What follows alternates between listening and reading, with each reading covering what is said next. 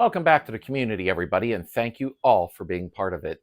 If you'd like to make a donation, buy some stickers or a member's t-shirt, check what's going on up the screen there, and you could go to the website and use PayPal. Okay, today we are going to do, this is all about jacks with Beetles, okay? After I'm done showing you where and where not to put a jack on a Beetle, I'm going to speed up part of the film and we're going to put together a motorcycle jack to use on the engines, because when you're using a regular floor jack with the motor's all over the place and tilting, and if you can do that without it tilting and being aggravating, then you're the king. But to tell you the truth, the motorcycle jack simplifies it, and Vever had sent me a motorcycle jack. So I am going to put it together at the end of the video, but I'll speed it up and do that part really fast when I'm putting it together and show you there's a huge difference when you set it on a motorcycle jack and just slide it under and up it goes. No tilting, no leaning. It's a big difference. So let's go over a few things. We had a lot of people chime in on a Facebook group, so I really appreciate that. Let's get on it. And here's your warning, as usual, don't be an idiot, okay? This is for entertainment purposes. If you jack your car up and do something stupid, that's your own fault. I'm not liable for what you do. Now, as some of you may recognize, this is a Bilstein jack. This is what came with the car when it was brand new. I have never actually used one of these. Even when I was a young punk at 16 with my first Beetle, I never used one. But I will show you it. A lot of people like having these as part of the car in their trunk. I have a couple of these. Actually, I should clean up just for the visual effect in the trunk. So I'll show you where this goes. A lot of you already know, but I'm going to show you not to use this. Now, as you know, on the side underneath I would have a running board here. You will see this male end sticking out. Yes, that is where the jack goes. Now, if the car was on the ground, obviously, that would be the ground. It's going into there, and you put your handle in here and you jack it up. This will inherently jack the whole side of the car up, not just the rear, okay?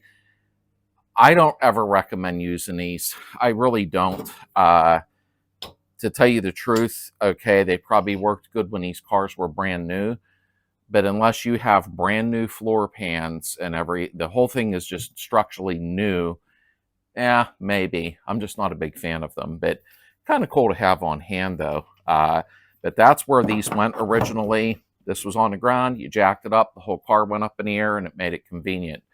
I don't recommend using these, but they're kind of cool to talk about, though. So, well, another dent. I'm going to put a few screen caps up real fast here. Folks, this is the first time I've done this. In our Facebook group, I had asked, you know, do you want to see this? I'm going to film how to jack up a Beetle, blah, blah, blah.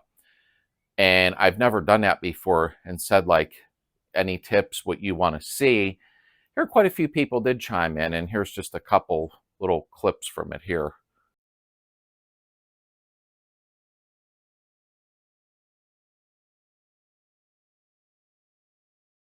Which was really cool. So I'm just kind of running off of that a little bit, too, of what people would like to see and know. Now, somebody did ask, what do you like to carry in your Beetle, or can you show what to carry? Okay. Now, I am not the be-all, end-all on what you should carry and what to do. I just tell you things that I do. Here is one. This is just a typical small jack from Walmart, Advance Auto. They sell them. And I actually do carry one of these off and on with me. They're a little bit heavy, so I mean, it's not something that you're going to tuck under your seat, but they do work nice for a Beetle. I mean, or even a fastback, you know, probably even a bus, you know. I wouldn't use this in the garage constantly, but to tell you the truth, they work fine. But also, this is one of my favorite ones that I carry. I always take this to the salvage yard with me. Nice little convenient pack. This was in a Dodge Neon, and I kept it because I wanted to. And you can get these. Go to a local salvage yard, even with any type of car, and you can go ahead and get one of these. Probably for like $3. Comes in a little carrying case, and it is a little scissor jack. And what I like about this to carry it though with you, obviously you have your little handle here, put it on there. But what I like is, I believe it's a 17 millimeter, a ratchet and a socket with an extension, zip, zip, zip, and this goes up. So you're just using a ratchet on it real quick. You can buy a cheap ratchet from Harbor Freight to carry with you. But I used this at the junkyard, and I used my Milwaukee cordless, and it just lifted the car right up. I'm going to have to get it under here somewhere and try to get it up in the air. Let me see if this will work. You'll know if you see it going up in a second. Nope. That was too... Nope, that's rotted. Trying to get a solid spot to jack it up on.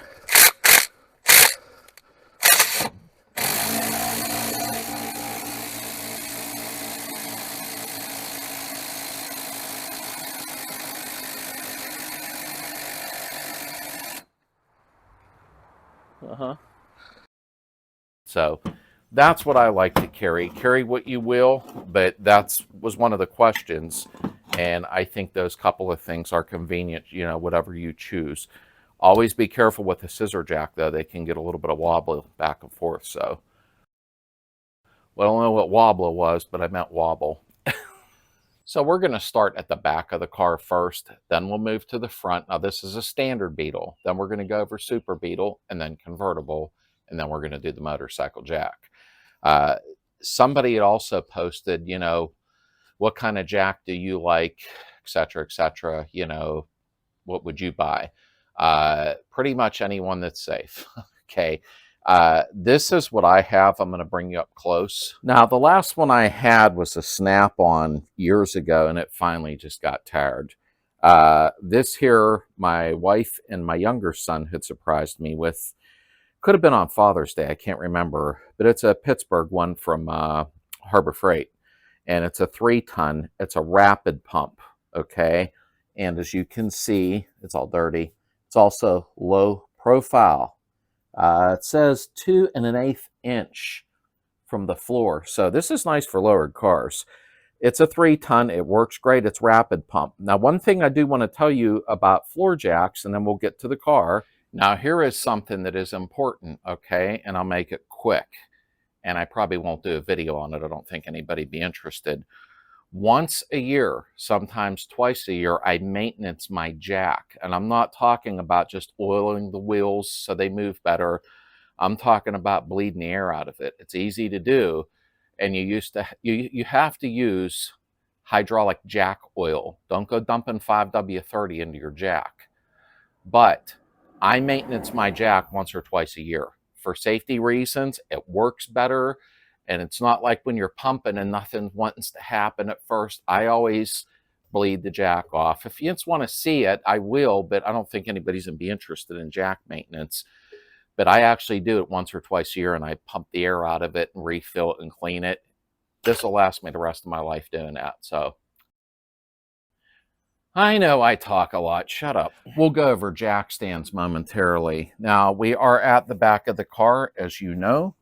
And here is one place at the back of the car.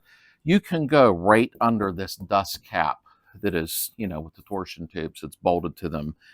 This is the cap you remove if you want to lower or raise your car in the back, which I will be doing that. But underneath the dust cap here, it is very solid. I'll take a picture close up. And that's where you'd want to jack it back here. Use your own caution, but that's where I like to do it. And I'm going to get under the car with the camera and show you yes and no's. That makes sense? Okay, see my big head? Now, as you can see where I have the jack stand, your torsion tube.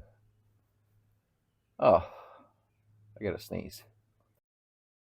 As you can see under here, I already have my jack stand on one. It's the torsion housing, I call it, or torsion tube. That is the best place to jack it up, and it's probably easiest to jack it up like I showed you on the dust cap, and then put your jack stand underneath your torsion tube. Now, I'm going to show you a couple of things besides having it on the torsion tube or jacking it up by it where you don't want to do it at. All right, so we're under the back of the car, and that's where your transmission bolts up. The nose cone goes into the tunnel, so you have an idea of where we're at. And there is the underneath of the tunnel. Now, a lot of people will jack their car up there. I don't recommend really doing that. Where I'm talking about is right here. You'll see like a little drain hole. I'm not saying the car won't jack up from there. I'm just saying I don't like to do that if I don't have to. Now, if it is rotted out there, you're going to jack it up and crush, it's over.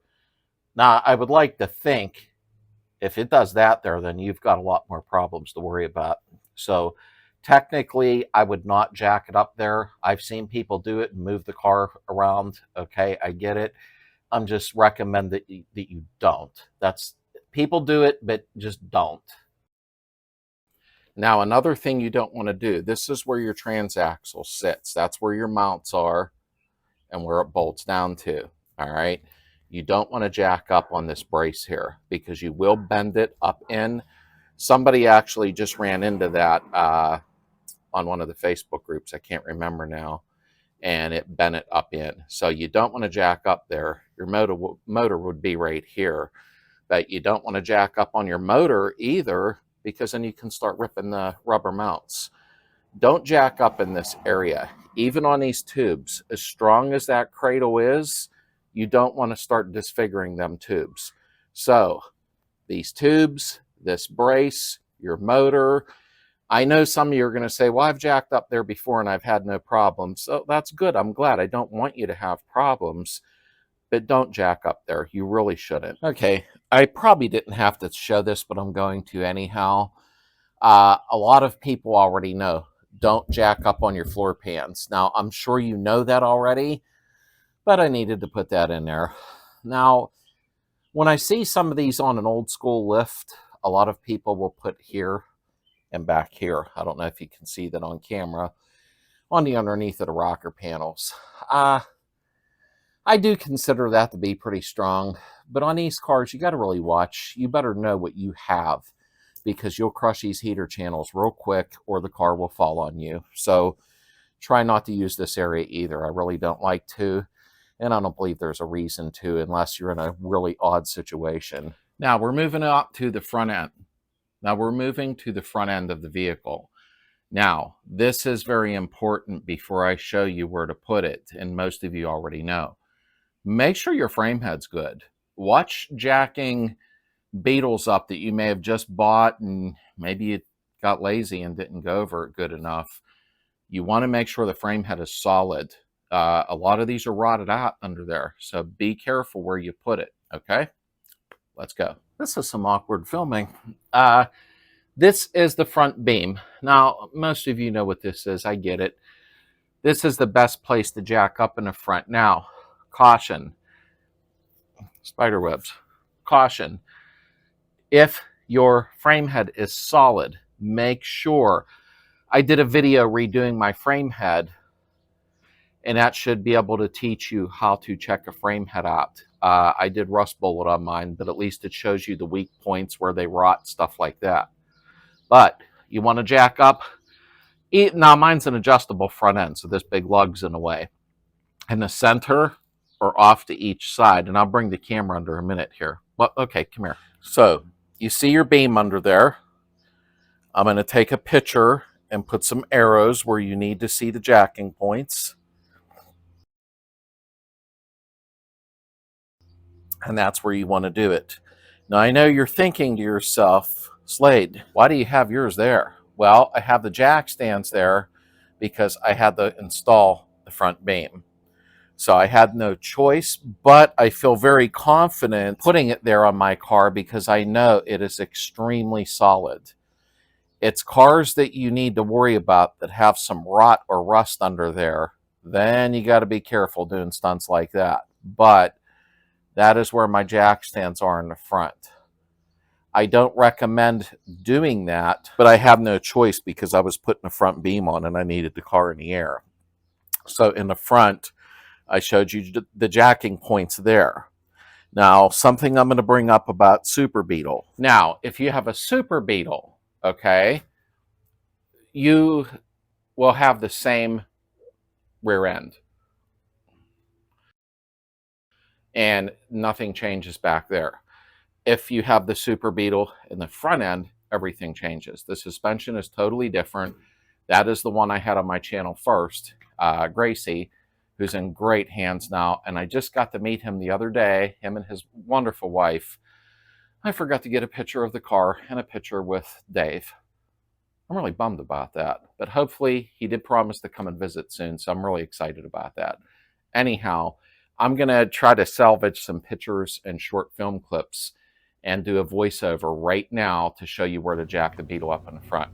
Now, as you can see in the first photo here, that's from a 1972 manual showing you the jacking points. In the second photo here that I did, I showed you on number 1 where you jack it up at. Now, this is saying that your frame head is solid.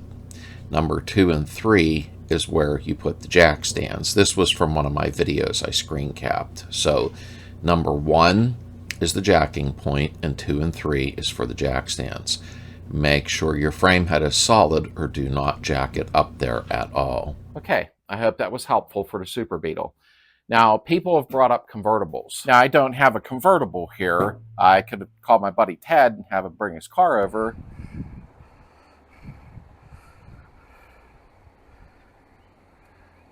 What a clean car. I love it. But I don't want to do that to him. So I'm going to do a voiceover, and I'm going to show you a couple of photos. Now, the convertible, again, the rear of the car is the same as this. The front of the car can be the same depending on what year. 70 and back convertibles have the front beam. After that, you had your Super Beetle convertibles. So you would jack it up the same as the Super Beetle in front like I showed you. However, on the sides of the car, I'll show you here a couple pictures and I'll do a voiceover. Now, as I mentioned, you want to lift the convertibles up just like you do the regular Beetles. So if you have a Super Beetle convertible or a standard Beetle convertible, you're going to see these frame rails on each side where I have an arrow pointed to. If in fact they're solid enough, I imagine you could lift it there. The only reason I don't recommend it is I've never owned a convertible.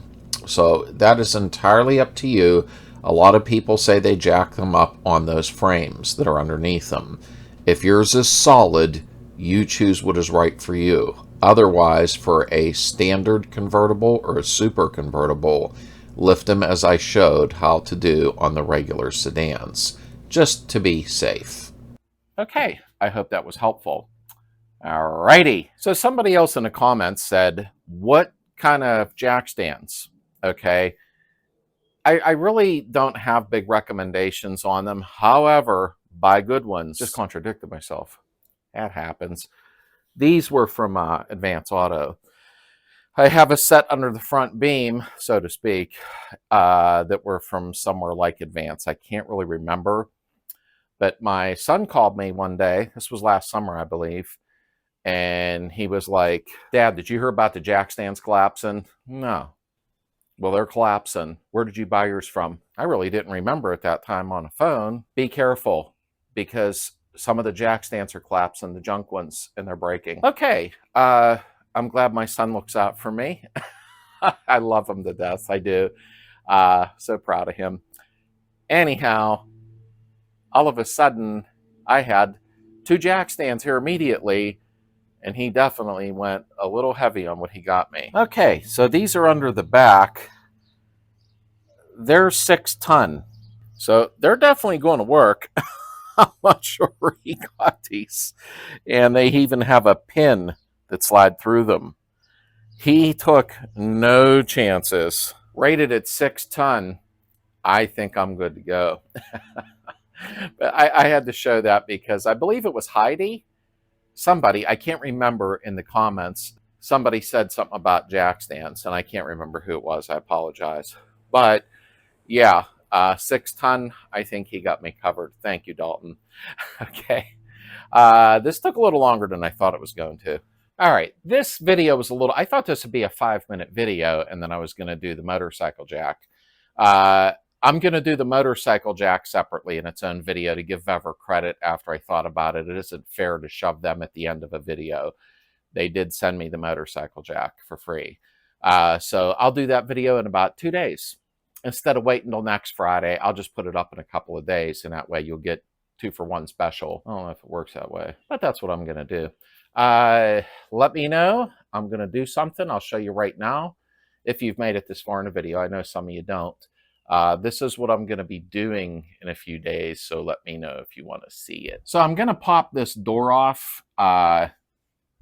So I won't film me taking the door off. I have 2 of them videos up. I'm going to do the body work and paint this door. I want to see what this two-tone looks like. Because right now we're having a debate, me and Heather, back and forth. For those who have been following along, I was going to do a two-tone, very similar to JD's car, with the red and cream. That's why I already did some red on the guide rails, which I could easily sand off. Red and then cream. I've been looking at a lot of photos, and before I start laying paint on, because I'm doing it in sections, I was almost considering a satin black with chrome accents and red wheels. That caused some controversy in the house. Now, if you followed along, Colonial Red and Gloss Almond, this is the colors I've chose, and that was going to be the two-tone. So those are the colors that I did choose, but I was looking around on the internet, of course, playing around, looking at photos, and I seen some satin black ones just with chrome and red wheels, and they looked amazing. So let me know what you think in the comments. I'm sure 90% of you didn't make it this far. You get bored, but I'm trying to make a decision because I'm starting the body work on each doors and the fenders and blah, blah, blah. So I am going to make custom seat track for the passenger side. So if you missed the first round with the custom seat installation, I'm going to use just a custom seat bracket installation. It's a no weld setup that I do. I'm going to show that too. So, okay. I think I ran out of breath. So that's your Friday video. And yes, I'm going to be in live chat Sunday night at 8 p.m. Eastern time. I'll put it in a community tab here or on the Facebook page. Trying to do them every other week at least. But I'll see you in about 2-3 days with the motorcycle jack video. I'm going to put that up separately for Vever. And then next week, I'll be probably doing that door. So I got to figure out what color I'm using, or colors. Everybody have a safe and happy weekend. And thank you so much all for making this a really great community channel. See you soon.